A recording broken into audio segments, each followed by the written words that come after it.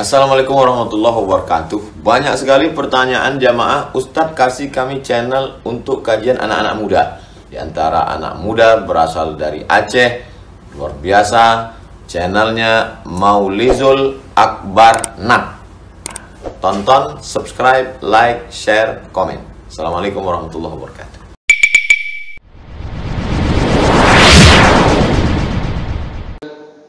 Saya ingin ingatkan kembali bahawa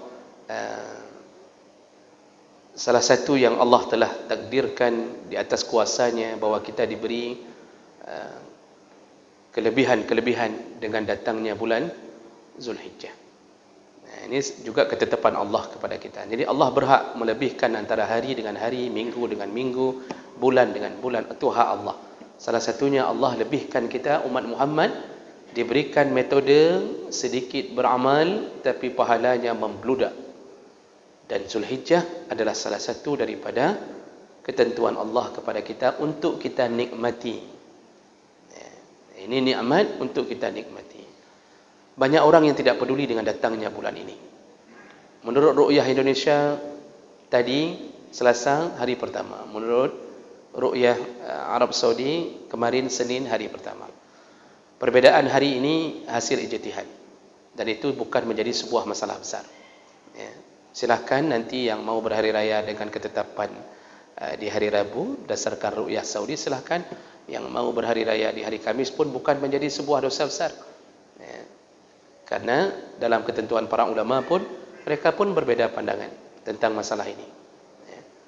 Para ulama-ulama Saudi pun berbeza, Pak. Ketika ditanya apakah semua harus ikut Saudi, Lajnah Daimah sebahagian mengatakan ikut Saudi, tapi sebahagian ulama yang lain mengatakan tidak. Coba baca fatwa Syekh Utsaimin, beliau mengatakan berdasarkan matna' masing-masing.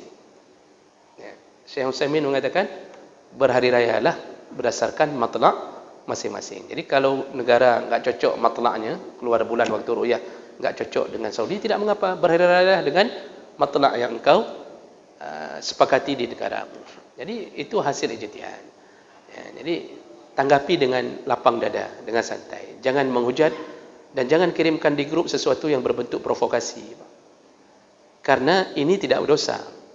Tidak berdosa. Oh, yang berhari raya di hari Rabu, jangan puasa lagi.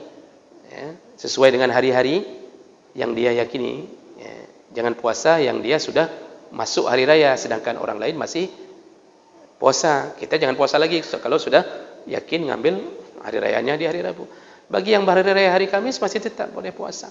Lalu ada yang mengatakan, haruskah sama hari Arafah kita dengan hari wukuf di Arafah?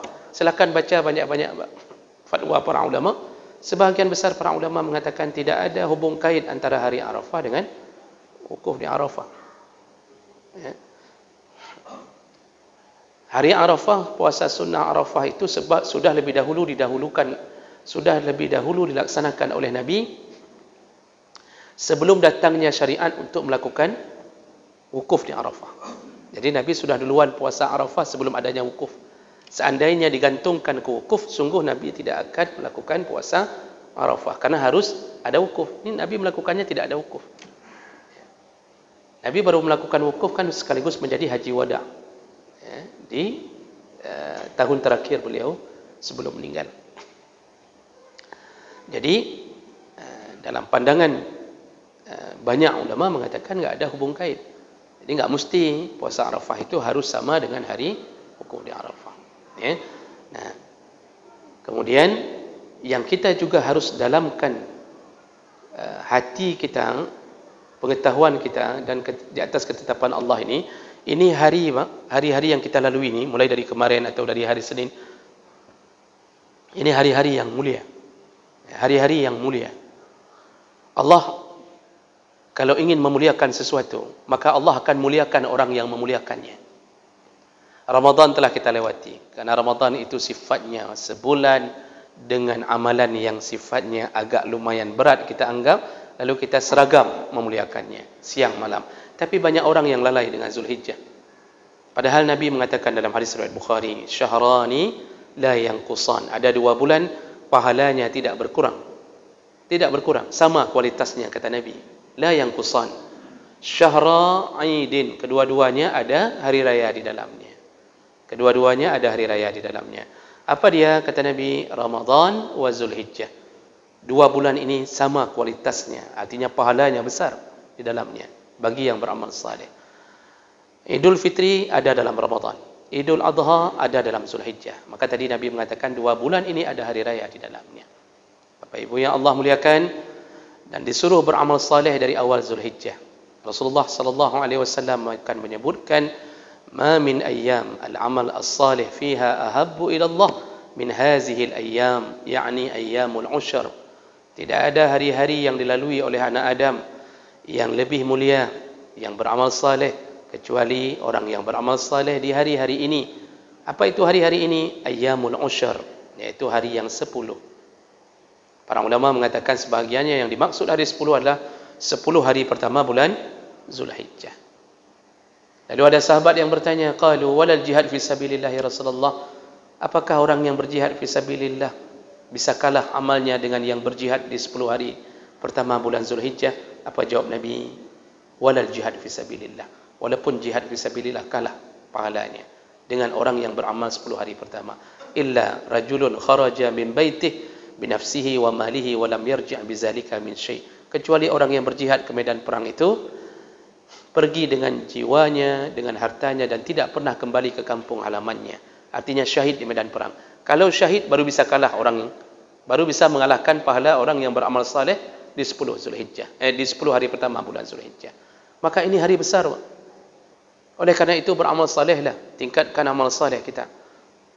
Apa saja yang disuruh oleh Nabi, di antaranya berpuasalah, sunnah puasa dari hari pertama Zulhijjah sampai 9, puncaknya 9 hari Arafah. Ya, berpuasalah dari hari pertama. Ini hari-hari puasa. Kalau tidak sanggup, ya ambillah paling kurang Senin Kamis di hari itu, tambah nanti hari Arafah. Tidak sanggup juga paling kurang jaga di hari Arafah.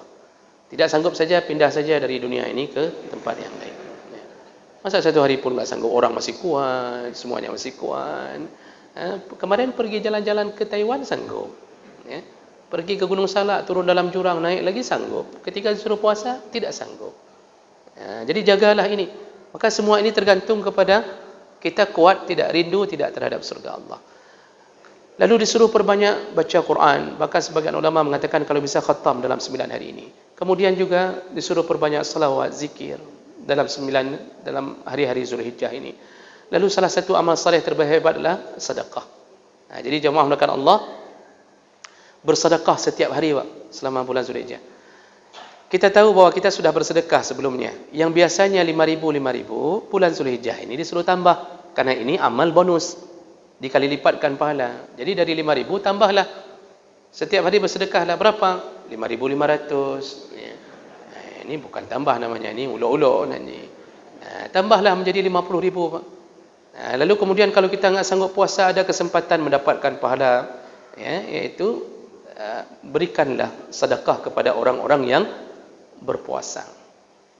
Itu salah satu kelebihan. Tapi tidak bisa sempurna pahala itu kalau kita sendiri tak puasa. Mengadat lagi hanya puasa, cok-cok puasa gop sagai. Enak sekali Pak. Paling bagus kita puasa, lalu kita sedekah. Kita beri makanan kepada orang yang berbuka puasa. Maka berapa jumlah orang berbuka puasa yang menikmati risol dari kita, yang menikmati kanji dari kita, semuanya Allah lipat gandakan, diberikan kepada kita yang memberi sedekah itu. Maka oleh karena itu panitia di masjid kita ini itu menyediakan bukaan puasa selama 9 hari, tiap hari. Selama 9 hari disediakan bukaan. Silakan datang, silakan nikmati, dan jangan lupa berikanlah makanan kepada orang berbuka. Habisi semua pahala, 50 orang, 100 orang, habiskan semua untuk kita kalau bisa setiap hari. Maka panitia itu menerima sumbangan-sumbangan untuk berbuka puasa. Ini perlu kita galakkan. Nanti boleh temui salah satu dari panitia, berikan, Bapak mau berikan 2 juta untuk buka puasa. Masya Allah, itu kalau buka puasa 2 juta Pak, kami tiap hari buka puasa dengan ayam penyet, dengan telur dadar, dengan ini macam itu bisa lebih. Masya Allah, semua pahala untuk Bapak semuanya. Maka berjuanglah bersama-sama untuk masuk surga. Nanti kita akan berbahagia kembali mendapatkan hasil apa yang kita lakukan di atas dunia.